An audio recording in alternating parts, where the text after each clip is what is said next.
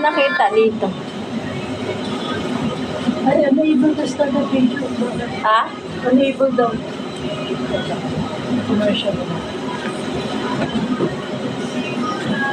Unable daw. Ano? Diyan. Nag-live na siya kanina. Baka matagal nahuli dito. Hindi, nag-live na siya kasabihin.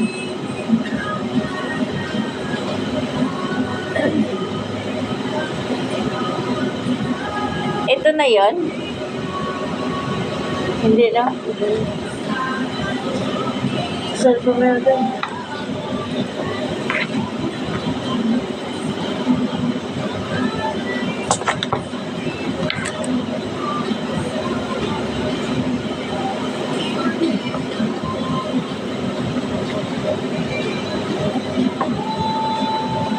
Ano yung pinakamalala na in-oversight?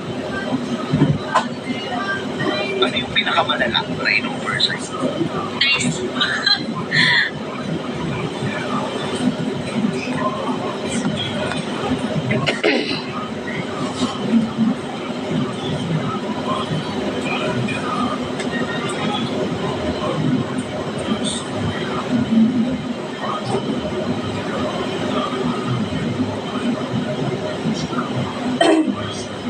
Ay, na, nakaklaro.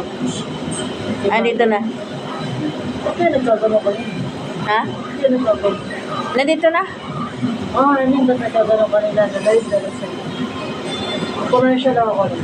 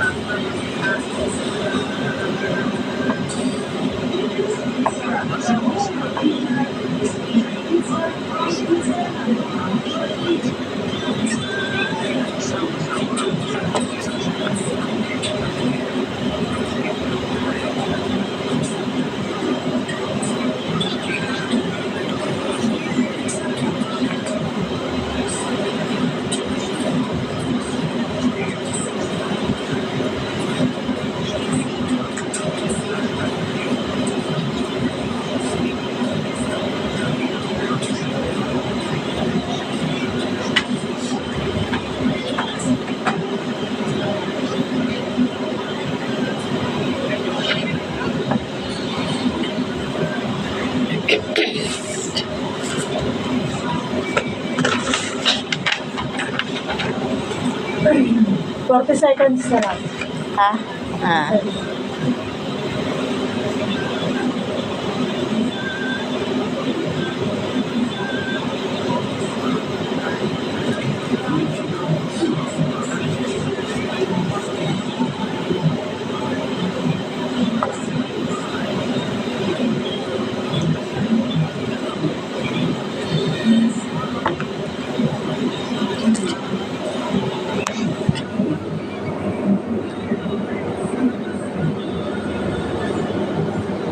Hello.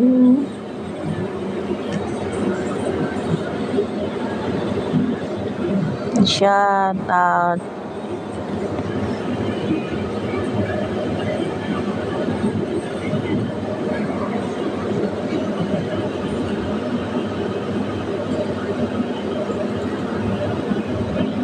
Bueno.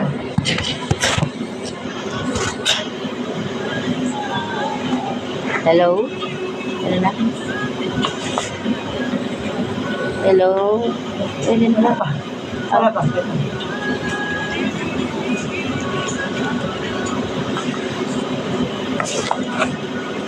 Hello, magandang hapon sa ating mga viewers at mga listeners at ang mga nanonood sa atin sa live ngayon. Mabuhay tayo at Luzon, Visayas at Mindanao at sa buong mundo. Live na live po tayo sa TikTok, YouTube and Facebook. At saka sa Konghi Pachoy pala tayo ngayon sa mga Chinese. Happy New Year sa Chinese. At also magandang hapon sa ating programa ngayon at welcome po lahat ng mga listeners na gustong mag-advise sa ating mga senders dito sa ating programa na Sweet Vibes, ang ating programa ng Puso sa Puso segment na nagbibigay inspirasyon at pag-asa sa ating mga viewers at senders. At kung sino yung gusto mag-advise sa atin, pwede po kayo mag-comment dito sa aking Facebook, Marianit Latornas. At saka gusto niyo pong mag-advise, kung meron po kayong mga load dyan, tumawag po kayo sa numerong ito, 09-1237-979. Kaya mag-ano kayo kasi alam niyo po, meron po akong parapol sa katapusan nitong buwan na to kapag kayo po ay mga talagang may mga loyalist sa akin at palaging sumusuporta sa aking programa dito sa Radio Bandera Central Zone 90.3. Kayo pong nasa TikTok, ever na gusto niyo po mag-comment sa Facebook ko, pwede po kayo para makasali po kayo sa parapol ko. Kasi dito po ang live ko sa Facebook ngayon kasi dito po ako naghahanap ng mga commentator para makasali sa mga parapol ko. Dapat po kayo lagi pong updated sa akin. Every na mag-live po ako dito sa aking programa sa radio para po kayo ay kabilang sa parapol ko this coming katapusan ng buwan na to. Okay? Ako po ay magagabay po ako, gabay ni Madam Marimar. Ang ating gabay ngayon is patungkol po ito sa ating pag-handle o pagbibigay value sa ating oras. Okay. Una sa lahat, ang unang-unang sentro ng ating oras po ay bigyang laan natin ang Panginoon. Kumbaga, marami na po kasi nakakalimot ngayon eh. Dapat hindi po tayo nakatingin lang for material kasi sa panahon ngayon, hindi natin alam kung kailan tayo kukunin ng Diyos. Gaya po sa amin ngayon, nabawasan po kami. Condolence po sa kamag-anak ng aking Pastor John Anas. Nalulungkot po ako sa iyong pagpanaw pero alam ko po na kaloob ng Diyos ito dahil ika nga nila kapag tapos na ang mission mo sa mundong ito, talagang kukunin ka na ni God. Ito po ang sinasabi ko sa inyo na talagang mahalaga ang buhay natin. Huwag po tayo magsayang ng ating oras sa mundong ito kasi hindi natin alam kung kailan tayo kukunin ni God. At mahirap po na mawala tayo sa mundong ito na hindi po tayo handa. Kumbaga, hindi po tayo handang haharap sa puntang paraiso. Kasi ang hirap po mamumuhay sa mainit na lugar. Kung kaya't kailangan nating magpakaayos kasi ikan nga nila may magandang ating pupuntahan kapag sumunod lang tayo sa kalooban ng Diyos. Kaya ito pala lagi ang pinabilin ko sa atin lahat na wag po tayo makalimot magsimba, nagbibigay ng fasting prayer, magbibigay ng oras sa Panginoon dahil mahirap po makalimot si God sa atin kasi sa panahon ng dilubyo, may bagyo, may unos, sa panahon ng saka pa ba tayo tatawag? Isipin na lang natin kung sa atin din mangyari, di ba? Tatawagin lang tayo kapag kailangan. Sino, di ba? Hindi po masasaktan at masasaktan si God niyan kung tatawag lang tayo kung kailangan. Alam mo, nagpapakasakit na si God sa krus, tubusin ng ating mga kasalanan kasi love tayo ni God mahal tayo ng ating Panginoon. Tayo lang talaga ang mga tao na hindi nagpapahalaga sa buhay na sinasakripisyo ng Panginoon natin sa krus para tubusin lang ating mga kasalanan. Ano na tayo kung tutuusin, kumbaga, tinubos na tayo sa kasalanan natin dapat natin pahalagahan yun. Dapat wag natin sayangan yun. Dahil yung pagtubos ng Panginoon na yun, kung sasayangin natin, wala ring mangyari Punta pa rin tayo sa mainit na lugar. O, di ba? Kasi, sa totoo lang, wag tayong mag-isip na walang Panginoon. Kasi, kung hindi natin isipin na walang Diyos, kung isipin natin na walang Diyos, talagang walang kahinatnan ang buhay natin.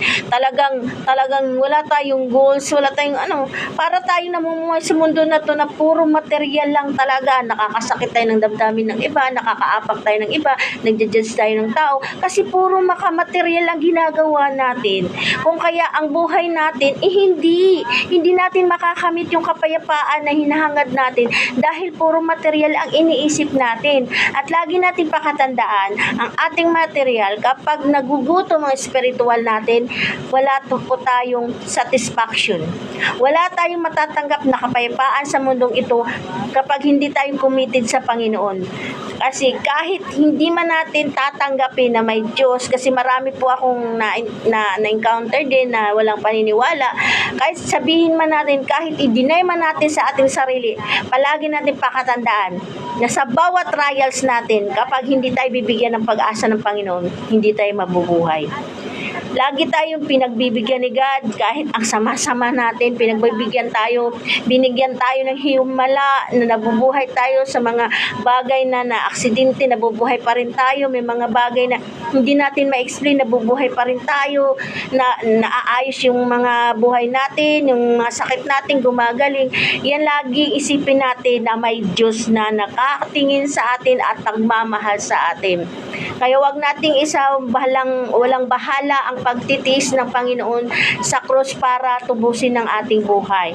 Kaya unang-una sa lahat talaga yan, ituon nyo sa inyong mga isipan na ang Panginoon ay palaging nandyan, nag-iintay lang sa atin na tawagin at makipag-commit tayo sa Kanya. Kaya huwag nating kaligtaan ang oras ng Panginoon, ang oras ng linggo, dapat po tayo talaga magsimba. Dahil mahalaga po yan, dahil masakit sa loob ng ating Ama kapag tayo nakalimot sa Kanya. Dahil yung pagdusa niya sa Kalbaryo, ng pasan-pasan yung krus ay hindi madali para sa Kanya. Pero pinakita niya sa atin na yun, ganun katulad, ganun katindi magmahal ang Diyos. Kahit sobrang sakripisyo gagawin niya alang-alang sa pagmamahal niya sa atin. Doon pa lang napakalaki na natin. Doon pa lang napakaswerte natin. Doon pa lang maramdaman natin na napakahalagan tayo. Kahit sino man tayo, mababa man tayo, ano man yung estado ng buhay natin, mahalaga tayo para sa Panginoon. May mga tao na sabihin nila, wala naman talagang Panginoon, bakit ganito ang buhay ko, ba't magulo, ba't ganito? Tandaan natin, ang lahat ng ito ay pagsubok lang. Ang gusto lang po talaga mangyari ng Panginoon ay kakapit sa Kanya, tatawag sa Kanya, makipag-commit sa Kanya, dahil yun ang gusto ng Panginoon. Kapag maramdaman ng Diyos na ka talaga sa Kanya, committed ka talaga sa Kanya, hindi maaaring hindi ka papakinggan ng Diyos. Papakinggan pakinggan ka ng Panginoon. Yan ang lagi niyo pakatandaan. Marami pong naligaw ng landas ngayon dahil sa inaakala na walang Diyos nagmamahal sa kanila. Walang Diyos na nagmamahal, na akala nila na wala na talaga sila. Kaya ayun, nagiging paano na sa kalsada, wala na direksyon, masyado ng desperado. Kasi hindi nila iniisip na nandyan si God. Kailangan lang talaga nating tumawag sa Panginoon, kumapit sa Kanya, hilingin natin ng paulit-ulit, huwag tayo magsawa hanggang sa makamit na natin yung sagot ng Panginoon. Hindi porket hindi sinagot ng Panginoon ng ating hiniling ngayon, titigil na tayo. Hindi porket sa sunod mga araw, hindi naman sinagot ang panalangin natin, titigil na tayo at sasabihin natin, ay wala namang Diyos Bakit? Nagdasal naman ako nito, nangingi naman ako nito, hindi naman ako pinagbibigyan. Hindi po ganun. Kasi ang Lord, ang sukatan ng Panginoon para maramdaman niya na talagang tapat ka sa Kanya ay yung puso mo, hindi yung buka ng bibig mo. Kailangan ninadamdam ng Panginoon kung talagang totoo ka sa Kanya. Dahil sabi nga nila, mas maganda pa rin. Kasi ang tinitingnan kasi ng Diyos yung puso mo, hindi yung buka ng bibig mo Kaya yun lagi nating isipin na wala tayong makikitang nakapakalat-kalat at naglalakad sa kalsada kung talagang kumapit lang siya sa Panginoon. Dahil hindi papayag si God na gano'n ang mangyayari sa atin. Hindi papayag ang Panginoon natin na gano'n at gano'n ang mangyayari sa atin. Sadyang tayo lang nakalimot sa Panginoon. Sadyang tayo lang ay nagpabaya. Kasi si God sa totoo lang, napaka mapagmahal ng Ama yun. Dahil kahit in a 1 second, in urgent, kung last minute, kahit sabihin mo, ay wala na talaga, bigong-bigo na ako sa hiniling ko, talagang, alam mo, even last minute, ibibigay ni God dyan. Basta totoo ka lang nanalangin. Basta totoo lang yung nasa puso mo, hindi yung, Lord, bigyan mo ko ng ganito, tapos wala naman Wala, hindi tago sa puso yung panalangin mo. At saka kapag ka naniniwala ka sa Diyos, lahat ng mali mong ginagawa, itutuwid mo, iayusin mo, dahil nakakahiya sa Diyos. Tawag ka ng tawag, tapos yung gusto niyang gawin niya sa iyo ay ayaw mo namang gawin, di ba? Nakakagilty sa atin. Kaya yun talaga ang pinaka number 1 sa atin. Dapat tayo na tumawag, magipag-commit sa Panginoon. Bigyan nating halaga ang oras para sa Kanya. Dahil pag oras na mayroong dilubyo sa buhay natin, gaya ng mga iba't ibang bagyo, weather, alam mo, hindi tayo matatakot Di tayo matatakot magkaroon ng mga sakuna sa mundo natin. Dahil alam natin na pag ikaloob ni God, nabibigyan tayo ng panibagong buhay, ipagkakaloob niya yan. Dahil unang-unang saksi po ako, 2 years po ako nabulag. Nagsilang po ako ng anak ko, panganay. Bulag po ako ng 2 years. Pero hindi po ako nawala ng pag-asa. Yung aking tuhod ay puro nakalyo sa kakaluhod gabi-gabi. Hinihiling ko. Hindi po ako nawala ng pag-asa dahil mataas ang pananalig at pananiwala ko sa Panginoon. Awa ng Diyos, ibinalik niya sa akin yung aking mga mata. Hindi man ganun kalinaw, pero at least namumuhay na ako ng maayos. Unlike dati, na puro kadiliman, walang kahit anong sinag ng kahit liwanag, wala akong maaninag noon. Iba ang buhay ko noon. Pilit kong magpakalakad-lakad sa kalye para masagasaan lang ako. Kasi iba ang maramdaman mo pagka ikaw ay wala ng mga mata. Sobrang depressed ka na. Dahil hindi ka naman sanay sa mundong na yun na kadiliman. Kasi hindi ka naman inborn na nabulag Kaya yun lagi ang pinapamulat ko sa inyo na wala tayong makikitang mga taong naging pariwara kung talagang ayusin lang natin ang ating mga sarili. Wala tayong makikitang pakalat-kalat sa kalsada kung kakapit lang tayo sa Panginoon. Nakakaawa Marami akong nakikita na napakalat-kalat, nawala na sa kanilang katinoang isip kasi alam niyo bakit naging mahina sila. Dapat kahit mahina tayo, kapit lang tayo sa Panginoon, wag tayo mawala ng pag-asa.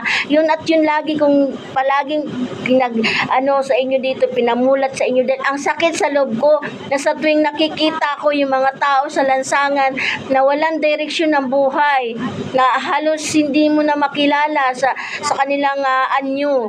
Sa totoo lang, masakit para sa akin. Masakit para sa akin. Bakit?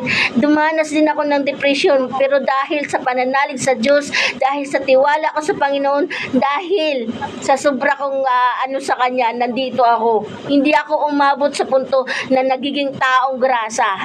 Kasi andyan si God. Hindi yan papayag si God na magiging taong grasa tayo.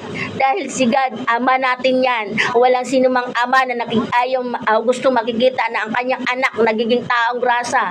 Kaya lagi na lang nating isipin na kahit anong sakit, anong sakripisyo man ang dinanas natin sa buhay, kahit matinding hirap man yan, matinding problema man yan, huwag tayong mawala ng pag-asa, kapit lang tayo. Kahit luluhod tayo, iiyak tayo, galgul tayo, iiyak natin sa Panginoon. Huwag tayong mahiya lumapit sa Panginoon dahil mahal tayo ng Diyos. Mahal na mahal tayo ng Diyos. Yun ang lagi kong binigayang gabay kasi sa sobrang dami sa paligid na nakita ko habang naglalakad ako, ang dami mga taong grasa. Ang dami mga taong hindi na nawala na sila ng direction dahil hindi sila umano kay God. Hindi sila kumapit sa Panginoon. Lagi dapat tayong kumakapit kasi ang si God ang magbibigay sa atin ng solusyon sa lahat ng ating paghihirap, mga problema. Pangalawa, bigyan natin daan ang ating sarili na magkaroon ng rest. Wag tayong puro trabaho lang dahil ang katawang lupa na to ay kailangan din nating magpahinga. Kailangan din nating magpahinga. Instead na makipagtsikahan sa labas, instead na kung walang kwentang mga bagay, i-rest nyo na lang, itulog nyo, yun kailangan natin yun sa katawan natin. Pero kung gusto nyo namang maglibang-libang, wala namang masama. Bigyan natin ng panahon. Pero wag nating ubusin yung oras natin para maglibang. Kasi ang oras nga natin ay sabi ko nga ay mahalaga. Huwag tayong mabuhay sa mundong ito na puro easy-easy, gulaki lang, lakwatsa dito, lakwatsa doon, chismisan doon. Huwag nating sayangin yung mga oras natin sa walang kwentang bagay. Huwag nating sayangin ang oras natin sa hindi makabuluhang bagay. Dahil di natin alam, bukas makalawa, wala na tayo sa mundong ito. Gawin nating makabuluhan ng bawat gawin natin sa mundong ito upang magiging maayos ang ating buhay. Hindi man tayo mayaman, hindi man tayo at least nakukuha natin ang ating kapayapaan. Yang kapayapaan na yan ay hindi yan dito sa mortal na mundo, dito sa mundong ito sa ibabaw. Hindi yan nakukuha natin, kundi nakukuha natin ng kapayapaan nang gagaling yan sa Panginoon. Dahil siya lang bukod tanging nagbibigay sa atin ng kapayapaan. Kahit ang dami nating kapirahan, kahit ang dami nating kayamanan, kung wala tayong Diyos sa puso natin, kung wala tayong Panginoon, wala tayong kapayapaan. Yan, lagi natin pakatandaan, ang mayaman, naghahangad pa ng sobrang yaman, kung ano-ano pang hangarin, bakit wala silang hindi sila nakontento kasi wala nga silang Diyos sa puso nila. Ang hangad lang nila ay puro hangad. Wala nang katapusang hangad. Ibig sabihin lang yan, wala na silang kapayapaan sa sarili nila dahil wala nang kakontentuhan, wala nang satisfaction na gaganap. Dahil yun nga ang sabi nga nila, pag wala kang Diyos sa puso mo, wala kang kapayapaan. Aanhin mo yung yaman mo, aanhin mo yung kapirahan mo kung wala ka namang kapayapaan sa puso mo. Diba? Yun na. At pangatlo, bigyang daan ang mga time sa mga yung priority, ilagay sa priority. Huwag yung priority na, bukas na yan, bukas na to, ganda. Marami kasi mga taong ganun hindi marunong mag-handle ng time. Alam niyo yung priority, sasabihin pang bukas na, kahit alam niyo priority, kaya nga may tinatawag na priority, ibig sabihin, unahin. Ibig sabihin, bibigyang pansin. Hindi yung priority na nga, sasabihin pa, bukas na bukas sa makalawa, ganon. Dapat tayo matutong mag-manage ng time. Dahil para maging maayos yung natin, schedule sa oras. Kasi pagdating na hagul-hagul, wala na, hagul-gul na, wala nang kaano sa oras. Kaya yun, ang maganda yun is time management. Yun, isa yun sa kahalagahan pag-aayos sa buhay ng sa oras natin, time management. Okay? Matuto tayong maglaan sa priority bagay, matuto tayong maglaan sa ganitong bagay. Tapos yung mga bagay na pwedeng gawin ngayon, huwag nyo nang bubukasin. Kasi kung bubukasin mo yung papayon, magdoble na ang tatrabahuin. Kaya kung kayang gawin ngayon, gawin nyo na. Huwag nyo nang abutin pa ng bukas sa magtatambak yung trabaho. Yun ang pagpahalaga ng oras natin. Okay? Salamat. Medyo na ang oras natin ngayon ay 1:35, hatid sa atin ng ating mga advertising.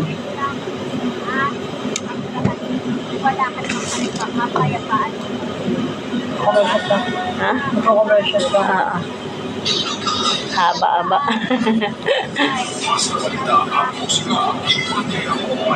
Nag-35 na agad, oh. Kalahati na agad.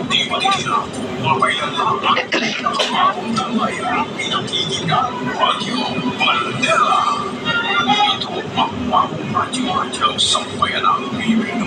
Radyo Bandera. Tahanan ng balitang totoo. Ang may serbisyo publiko. Tapos ang puso. Radyo Bandera. Okay, ang bandera ng malayang pamahayag. Radyo Bandera.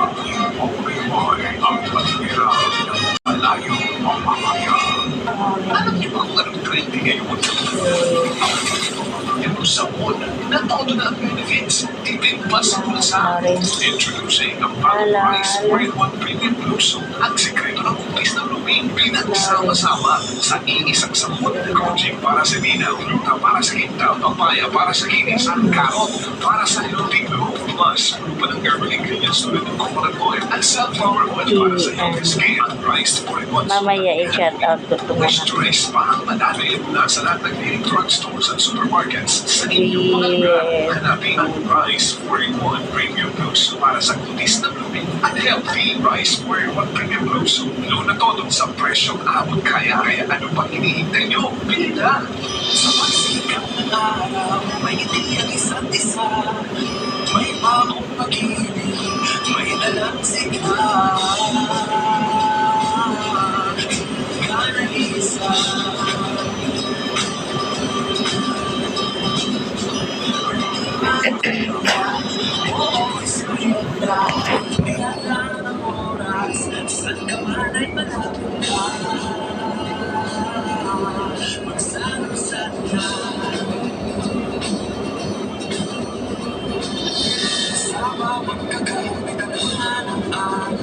Medyo mahaba pa ba yan? Ihi pa ako eh.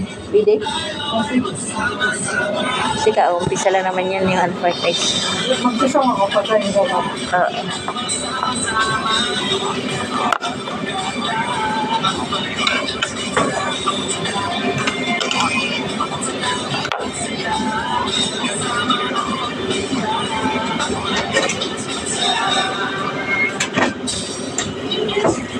The home of original Swedish pizza, French pizza, ang mga mababait.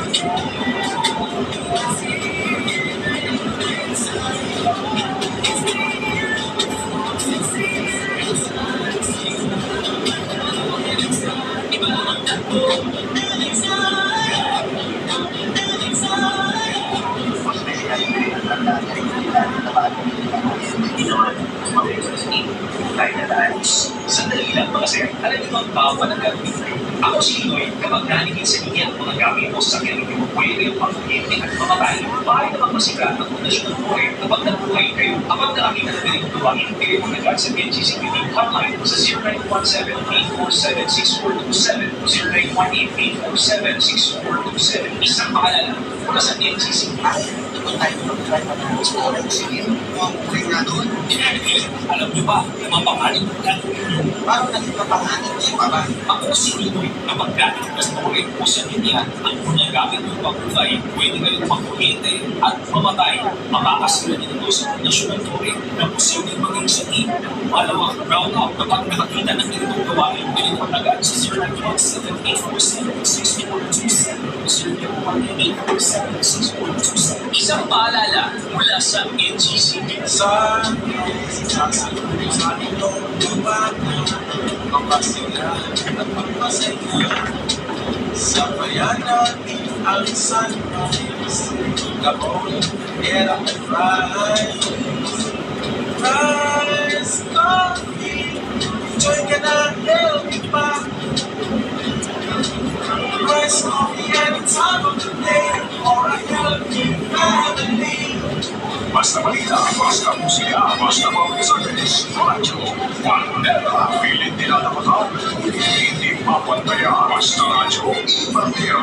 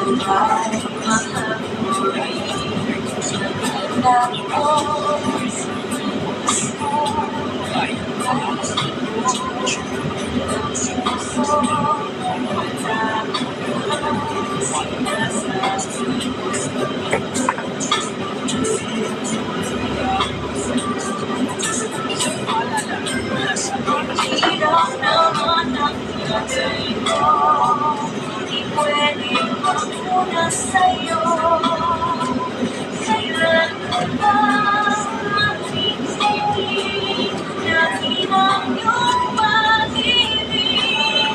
Sa tanong isang sabagan ang akin, ito ba ang nilalaman ng iyong pagsabi? Kapag inamin mo ako'y mahal mo, at ang akin, ang lahat ko. Isang tanong, isang sabagan ang akin, ito ba ang nilalaman ng iyong pagnamin? Kapag inamin mo ako'y mahal mo, at ang langit, ang lahat sa'yo.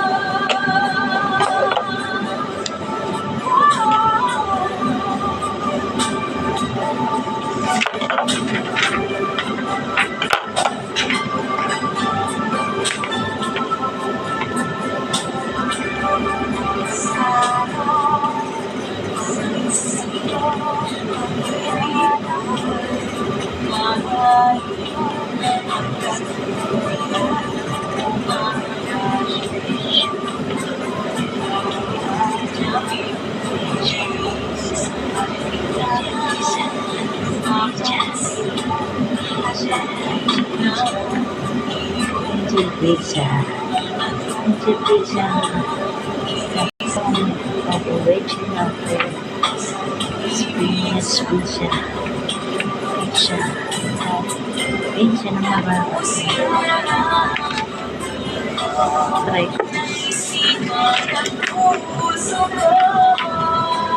Ang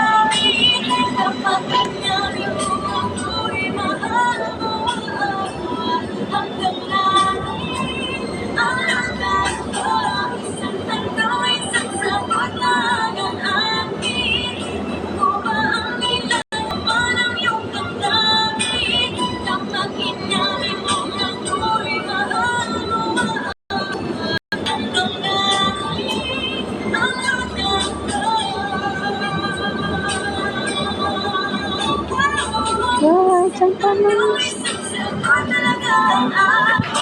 Balik ka na after niyan. Ha? After niyan. Balik ka na. Sige, try ko to. Sa awitin, sa kanta. Ha? Sa awitin. Ah, Iawitin sa inyo. ano? Iawitin sa inyo. Oo. Isa lang ha, wag na tayo. Yung MXR? Angel. Ang MXR wala na? Meron pa, kaya ka Angel mo. Ah,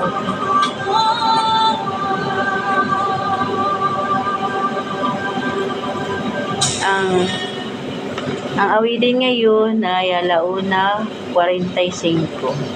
Ang awitin ito ay hatid sa atin ng Angel's Pizza.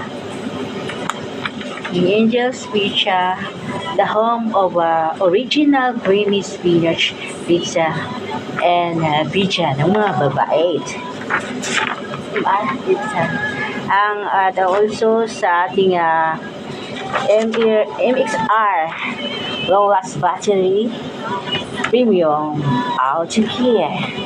Develop your drive, bumper your drive. Babalik po tayo sa ating gabay segment. Ito po ay magbibigay po tayo ng verse sa ating gabay. Dahil pag nagagabay, kailangan mayroon tayong pinanggagalingan ng verse yan.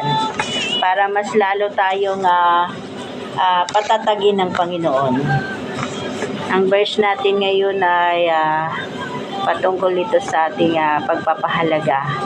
So meaning to say, pag nagpapahalaga po tayo, para maging mabuo ang buhay natin, kailangan po nating pakainin ang ating spiritual. Hindi po lang puro pamaterial. Kasi pag puro lang tayo nakaisip sa material, hindi talaga mabuo ang ating buhay. Kasi eco-balance po yan. Parang eco-balance. Material, spiritual. Okay? Ang Mateo 4, versikulo 4. Ngunit sinasabi ni Jesus, sinasabi ni Jesus na ang tao ay hindi lamang nabubuhay sa tinapay. Ito ay nabubuhay sa salita ng Diyos, nanggagaling sa bibig niya. Okay, ibig sabihin lang nito sa verse na to ay hindi talaga kumpleto ang buhay natin. Kasi kailangan po nating pakainin ang ating spiritual side. Kasi pagka ating spiritual side magugutom, magdadry yung katawan natin, mahina tayo, masakitin tayo. Kasi wala tayong panglaban spiritual eh. Hindi tayo makapanlaban kay mga spiritual battle. Hindi natin malalabanan yung spiritual battle natin if ever matamlay yung espiritu natin. Hindi natin pinapakain ng Word of God. Kasi ang pagkain po ng espiritu natin is ang salita ng Panginoong Hesus. Kaya kapag hindi natin pinakain ang ating spiritual ng Word of God, so magiging matamlay. If ever may mga spiritual battle tayo, hindi natin makakayanan yan, hindi natin matatagumpayan yan. Yung mga gawa ng kaaway ay hindi natin malulusutan yan kapag hindi natin pakainin ang espiritu natin ng salita ng Diyos. Dahil ang salita ng Diyos ay yun talagang pagkain ng espiritu natin. Kaya dapat lang tayo magpakain ng espiritu natin dahil ang ating buhay ay eco-balance, parang spiritual and material. Kailangan talaga yan. Kasi mayroon tayong mga spiritual battle eh. Yung mga gawa ng kaaway, nagtatagumpay yan. Kapag mahina ang spiritual fighter yung fighting natin, spiritual fighter natin mahina kasi hindi tayo nag-aano ng Word of God. Kasi yun ang talagang pagkain ng espiritu natin. The Word of God ay yun ang nakakabusog ng espiritu natin. Kaya dapat kailangan po natin yun dahil para manalo tayo sa spiritual battle natin. Dahil yung mga spiritual battle yan, mga struggle natin yan sa buhay na dapat natin malampasan. Pag mahina yung spirito natin, paano tayo magtagumpay, di ba? Lalo tayo malulugmok, kakainin ng katawan lupa natin sa higaan hanggang sa wala nang pag-asa ng tuluyan talaga. Kaya yun ang verse na yun, ulitin ko, Mateo 4, versikulo 4. Ang sinagot ng Diyos ay hindi lamang nabubuhay ang tao sa tinapay, ngunit ito ay kailangan ng salita ng Diyos na nagmumula sa kanyang bibig. Okay, ito po ay talagang kailangan natin. This is necessary sa ating katawan. Hindi po tayo nabubuhay lang sa material. Tayo po ay binubuo ng body, soul, and spirit. Hindi puro for material, hindi lang puro body. Ano naman ang gagawin ng espiritu natin, di ba? Pag hindi natin pinapakain, dapat lang nating pakainin. Kaya yung iba na naguluhan at hindi maintindihan ang paano yung ano ng mundo natin, yung paano natin anuhin ang katawan natin, kaya tayo nababagsak, nalulugmok, natuluyan, na-depress hanggang sa wala na talagang pag-asa. Kumbaga, hindi na kayang makatayo dahil wala na, nalulung na sa, kumbaga wala na talaga sa katinuan tayo. Kasi yun nga yung hindi natin binibigyan ng value ang ating spiritual side natin. Bigyan po natin yan dapat para magiging strong tayo sa material, strong din tayo sa spiritual. That both side talaga kailangan po natin yan. Yun po talaga ang mundo, binubuo ng material at binubuo ng spiritual. Hindi po pwedeng material lang, material. O hindi rin pwedeng puro spiritual lang. Siyempre kakain tayo, kakayod tayo, hindi naman puro tayo dasal. Kaya kailangan balance po talaga tayo. Okay? Dito po tayo sa segment ngayon ng Puso sa Puso na nagbibigay ng pag-asa at inspiration sa ating mga sender. Okay. Nandito na tayo.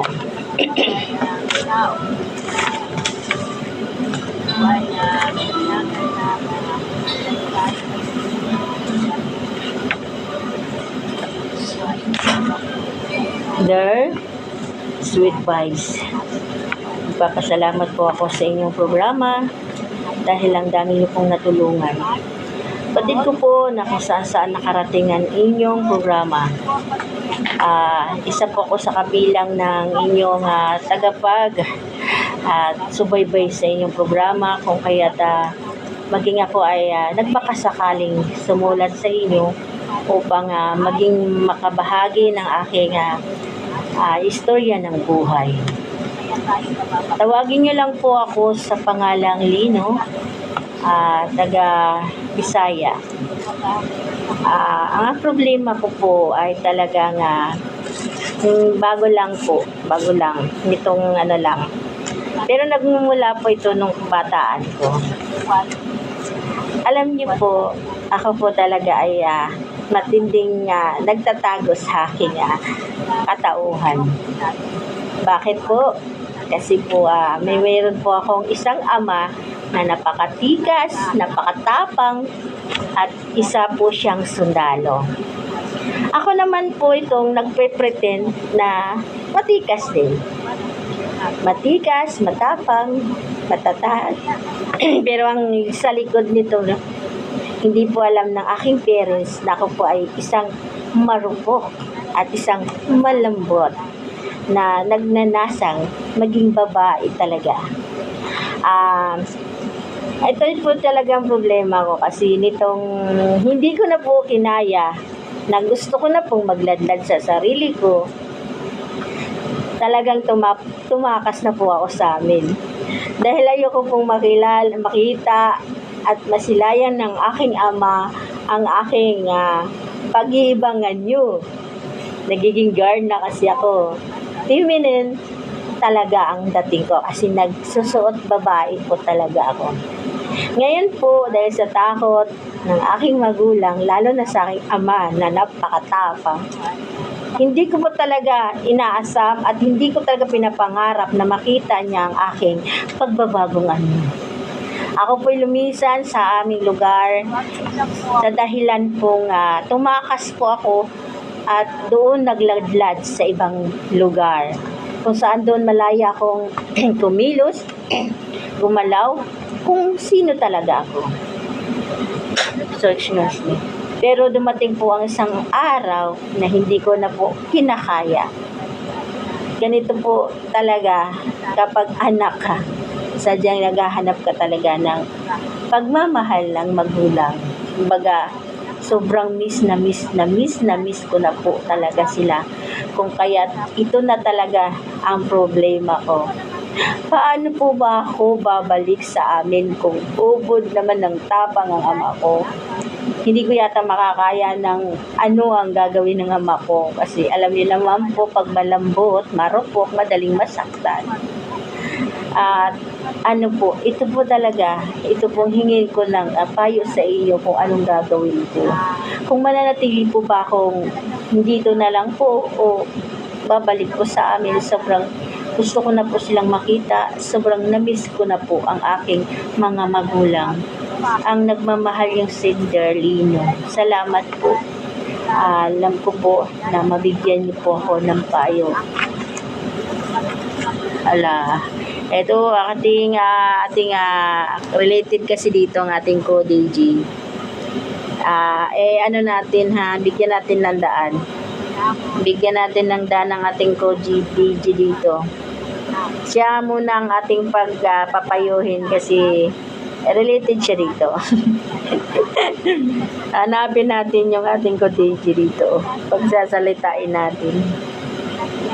Asa na ba yun? Hanapin natin kasi mas makaka-relate siya sa iyo, mas makakapayo siya ng mas maano sa iyo. Kasi isa din itong girly.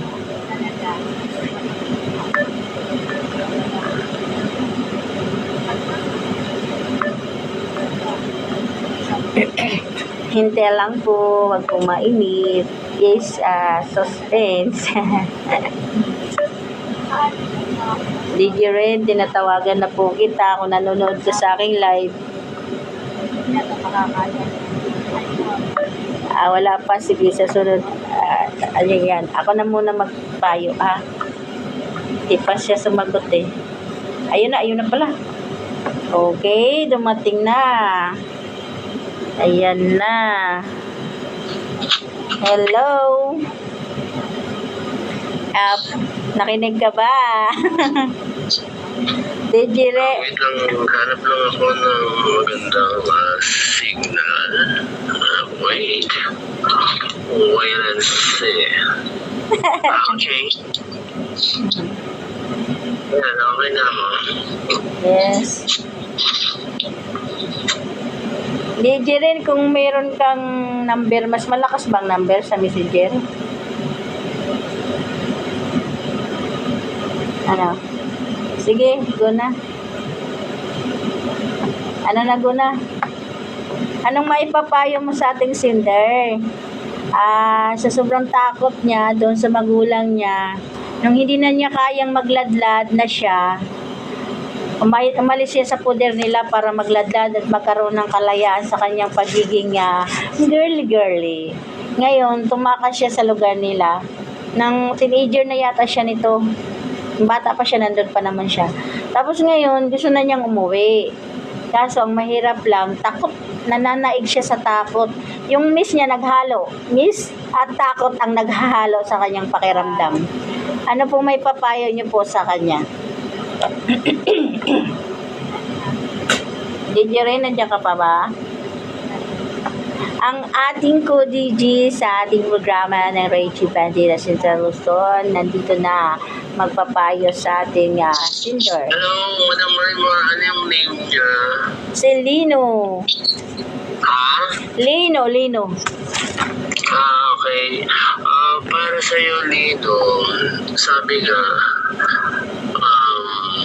i-accept natin kung ano yung magiging reaction ng father mo kung uuwi ka man. Ang plano niya ba, kung gusto niya, nagdadalawang isip pa siya umuwi sa probinsya? Nagdadalawang isip kasi takot nga siya sa papa niya. Kung magpapakita pa siya. Kasi natakot. Yung kanyang plano. Naghalong miss at takot. Hindi, syempre, matatakot ka talaga kasi una-una sabi nga niya sa message is hindi siya accept. Talaga mahirap.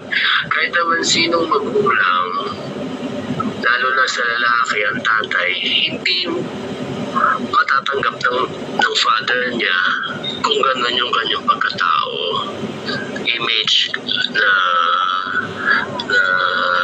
takot na nagpakababae siya. Siyempre, nilikha siya ng Diyos na lalaki. So,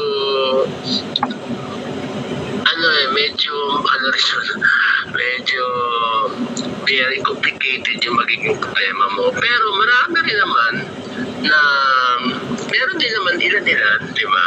Na meron din ang father ay natatanggap din yung anak kung yun yung nagiging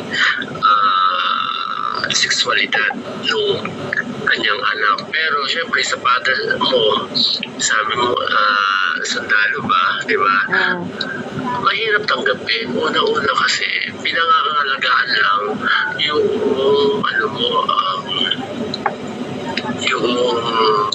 syempre mahal ka ng father mo. Wala namang magulang na gusto magpasama ang anak. So, gusto ka lang niya na hindi masaktan, hindi apihin, hindi kutsain, hindi mapupunta kung saan, maliligaw ng landas. Siyempre sa palagay niya kasi baka maligaw ka ng landas at peperahan ka lang at lulukuhin ka lang. Kahit ako naman yun, kung ako yung magiging ama mo, diba? Hindi ganun kadali na i-accept dahil syempre very masculine yung father mo tapos magiging anak ganun. So hindi ganun talaga kadali natanggapin. Pero siguro maganda rin naman kung ako sa'yo, okay lang naman na magpakita ka. I-accept mo na lang kung papagalitan ka nila o hindi. Ganun ka eh. Kahit anong gawin sa'yo, mahirap naman na itago mo at magpipretend ka na kunwari lalaki ka kung hindi mo naman kaya. Maging totoo ka sa sarili mo. Kung ano yung itsura mo, yun ay pakita mo sa kanila. Kasi mahirap naman na yun nga lang kasi ang mahirap doon, meron din kasi ako mga nakasalamuhan na gano'n na nangyari. Pero medyo iba lang ng konti conflict. Ang gagawin lang natin kasi is mahirap matanggap ka ng magulang mo. Okay lang yun. Kasi yun yung pinili mo na pagkatao mo. Tsaka wala naman din magmamahal sa'yo kundi magulang mo rin. At unang-una, importante pa rin na acceptance sa sarili mo. Kahit na ayaw mo na makasakit ang damdamin ng parents mo, I'm sure na pag nakita naman nila na talagang paliwanag mo sa kanila na kahit ano pong gawin ko, ito talaga po eh. So yun, siguro very simple na nagpakatotoo lang po kung ano po yung talagang nararamdaman ko. Mahirap pa-demure or magtago ng nararamdaman. Mas maganda yung magpakatotoo ka kung sino ka at ano ka at kung ano yung anyo mo, ipakita mo sa kanya. Kung hindi niya tanggapin, karapatan niya yun. At kung tatanggapin ka niya, mas maigi kasi ikaw ay anak niya. Walang magulang na hindi magmamahal sa kanyang mga anak. Ako ay naniniwala, malay mo, baka ito yung panahon na sabihin mo na sa kanya yung totoo at malay mo baka matanggap ka naman niya. Yun nga, kung hindi ka tanggapin, okay lang. Diba? Kasi gusto ka lang niya, yun lang yung inaano lang natin kasi nakalagay na talaga sa Bible kasi ang nilikha po is babae at lalaki. Pero marami na rin explanation na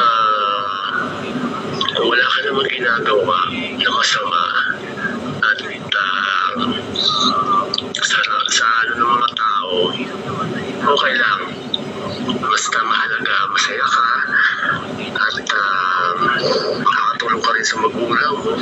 Dahil I'm sure naman kung ano man yung naging ng buhay mo ngayon, malay mo may pagmalaki ka nila. Okay, ayun lang. Madam Marmor at sa lahat ng mga nakikinig po, maraming salamat. At salamat po sa inyong pagtutok pakikinig po sa Sweet Vibes. Ito po si DJ Rain. Magandang hapon po sa Okay. Napakagandang payo yun. Napaka-satisfaction yun Lino, parang ando na lahat yata, fulfillment na yun para sa'yo, no? Satisfaction na yun sa'yo. Kasi yung explanation na, details by details talagang, talaga, explanation niya na talagang maliwanag pa sa buwan. Okay, dagdag na lang sa akin, pang na lang to. Pang na lang, pang dagdag yan, kumbaga, appetite na lang yung akin.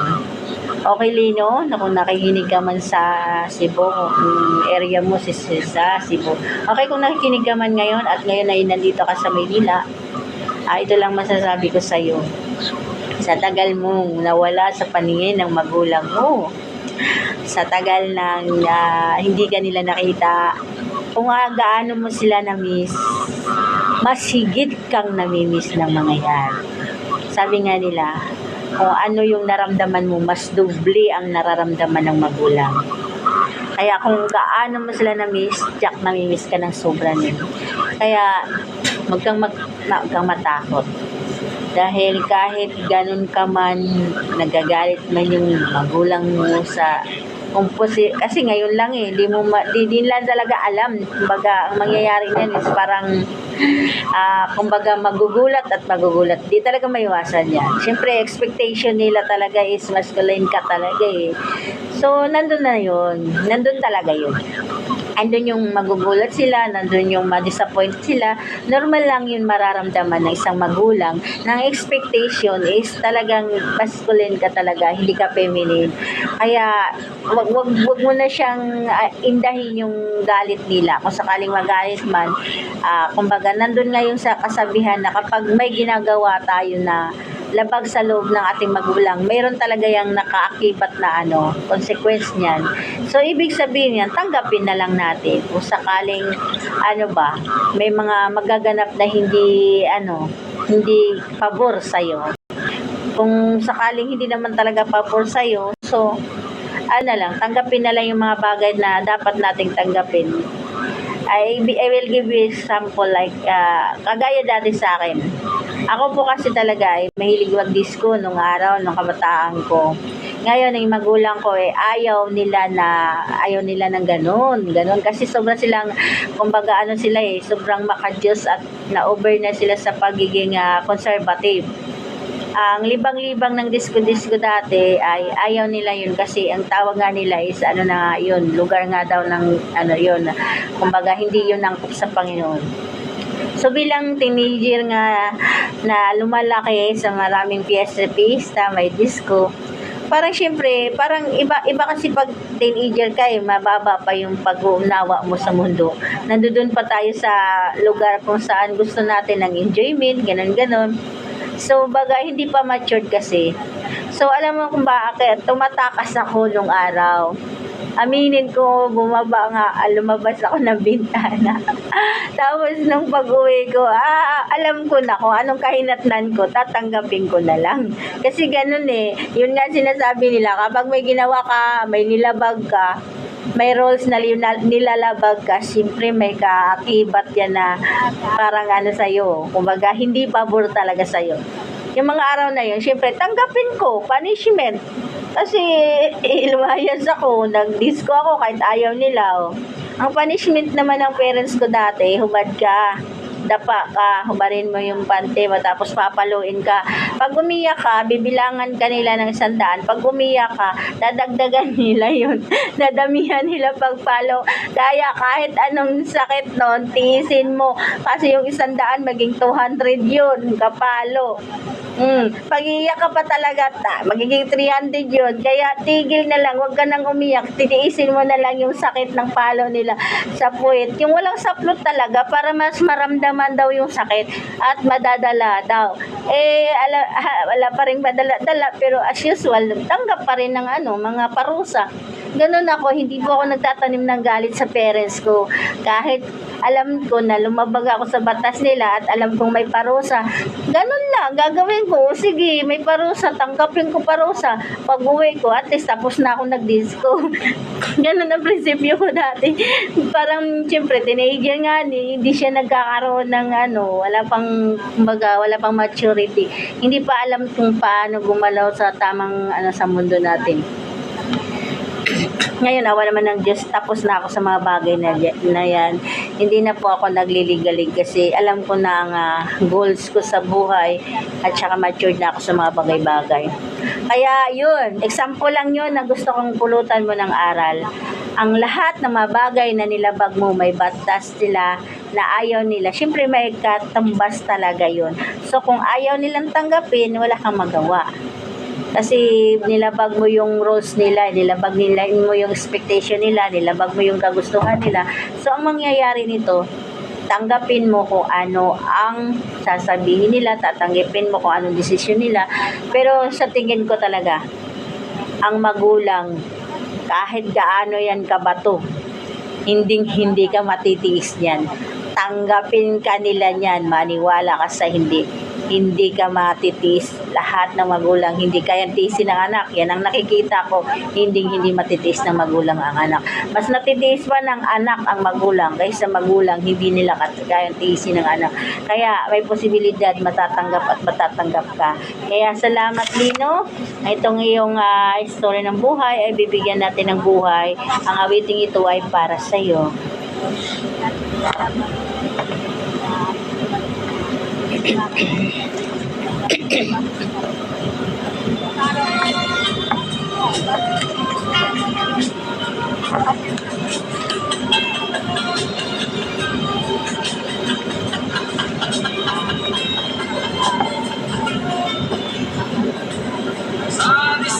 Ay, problema.